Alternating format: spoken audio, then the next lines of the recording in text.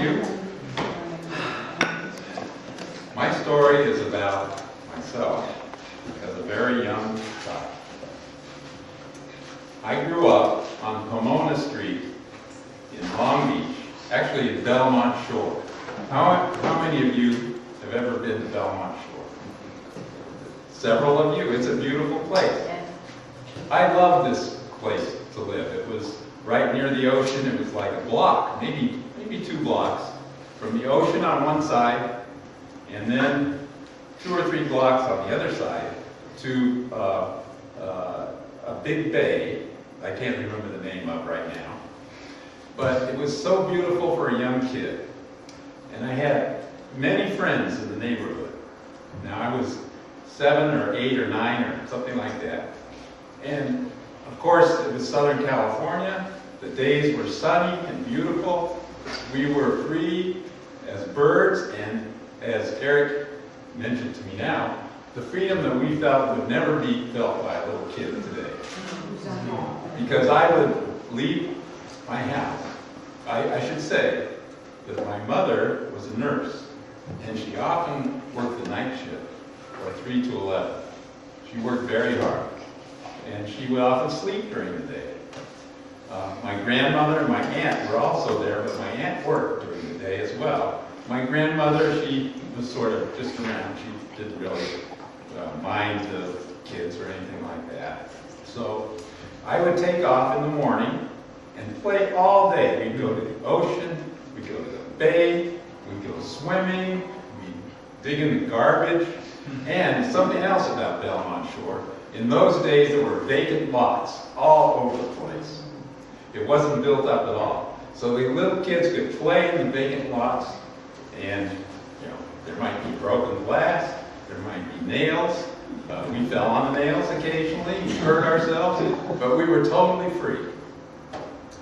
Now, during the week, I went to military school. And in military school, we wore uniforms called Southern California Military Academy. It was up on Signal Hill. We had these beautiful uniforms, and we were very regimented. They taught us how to march.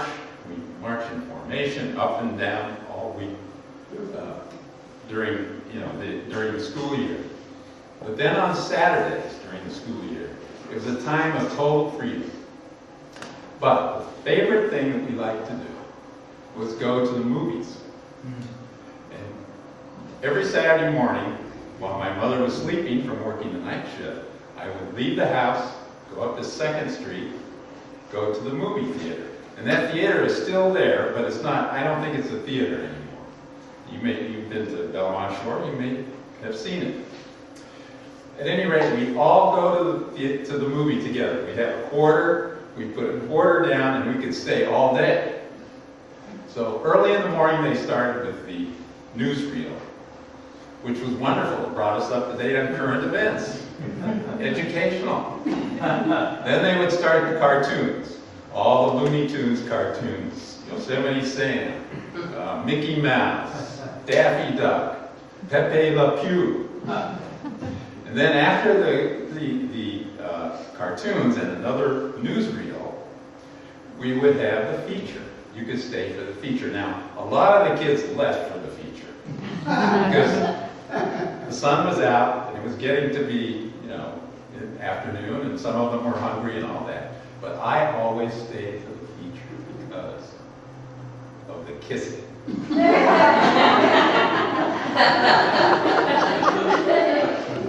Spencer Tracy. Lauren Bacall's face. Or, excuse me, Katharine Hepburn's face. Beautiful woman. And you would bend down gently and kiss her. It was a moment of perfect community and harmony and love that struck my heart. Because I was a rather lonely little child. My father had died when I was 3.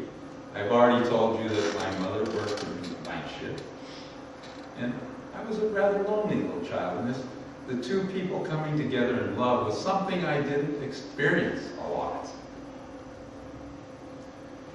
But these beautiful movie stars showed me a side of human relationships that I really wasn't aware of. I didn't have a father at home to kiss my mother tenderly or do all that. It was these people on the silver screen. I loved them. I loved this kissing. This kissing just thrilled me and held me.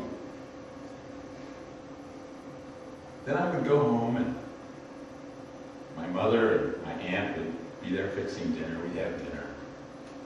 And after dinner, it's time for me to go to bed.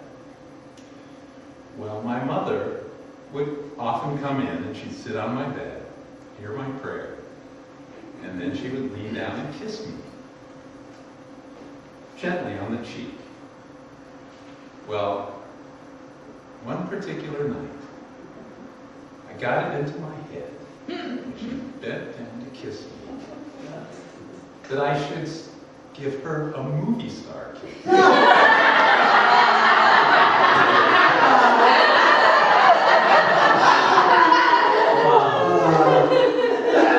so I wrapped my arms around her neck, pulled her to me, and fastened my mouth to her.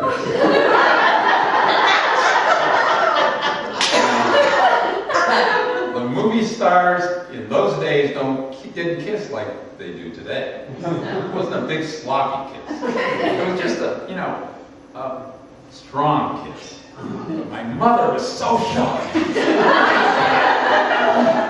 She didn't know what to do. She